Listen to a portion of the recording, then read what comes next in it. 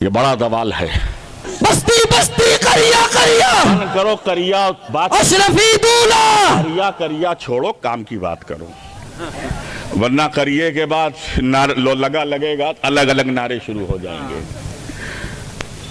کریا کریا مصطفیٰ جان رحمت کی بات ہو، محمد عربی کا ذکر ہو، سنیوں کا یہ بڑا دوال ہے۔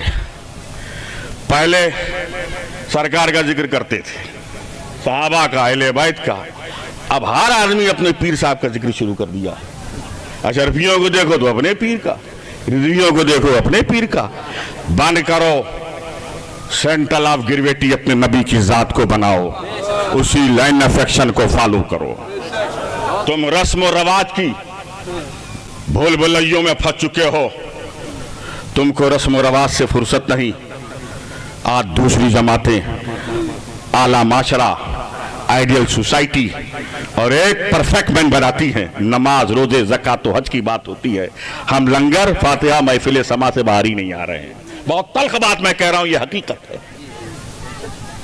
پہلے آپ نماز، روزے، زکوٰۃ و حج کی پابندی کیجئے، یہ آپ پہ فرض ہے، اس کے بعد آپ مستحبات پہ آئیے۔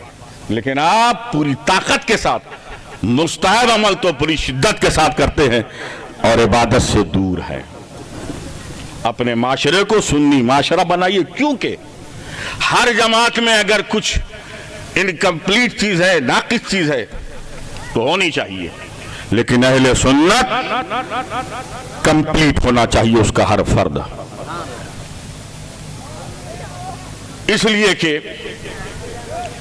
ساری جماعتوں کے پاس مدرسہ ہے اور مسجد ہے، ساری جماعتوں کے پاس مدرسہ اور مسجد ہے، اور اہل سنت کے پاس مسجد ہے، مدرسہ ہے، خانقاہ ہے، جہاں شریعت کی بھی تعلیم ہوتی ہے، جہاں طریقت کی، معرفت کی، حقیقت کی۔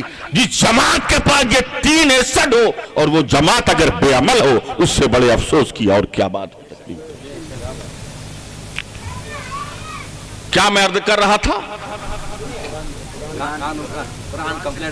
قرآن کا اس لیے دعویٰ ہے کہ 1400 سال پیشتر سے لے کر قیامت تک کے جتنے مسائل ہیں اس کا حل میرے پاس ہے، چاہے وہ زراعت سے متعلق ہو، چاہے وہ تجارت سے متعلق ہو، چاہے وہ سیاست سے متعلق ہو، چاہے وہ نکاح سے متعلق ہو، چاہے وہ طلاق سے متعلق ہو، چاہے وہ آئلی زندگی سے متعلق ہو، چاہے وہ خارجی زندگی سے متعلق ہو، چاہے معاشرتی زندگی سے متعلق ہو، اس کا حل میرے پاس ہے۔ میں نے قرآن سے پوچھا، ایک قرآن یہ بتا، کیا تجھ کو بدلا جا سکتا ہے؟ کیا تجھ چینج کیا جا سکتا ہے؟ کیا تجھ میں تبدیلی آئی جا سکتی ہے؟ تو قرآن کہے گا، پورے قرآن کی بات تو چھوڑو، سورت کی بات تو چھوڑو، آیت کی بات تو چھوڑو، لا تبدیل لکلمات اللہ، اللہ کے کلمے میں تبدیلی نہیں لائی جا سکتی ہے۔ تو قرآن کا اس لیے یہ دعویٰ ہے کہ قرآن مخلوق کا بنایا ہوا قانون نہیں ہے، مخلوق کے بنانے والے کا قانون ہے، کریٹر کا قانون ہے، رزاق کا قانون ہے،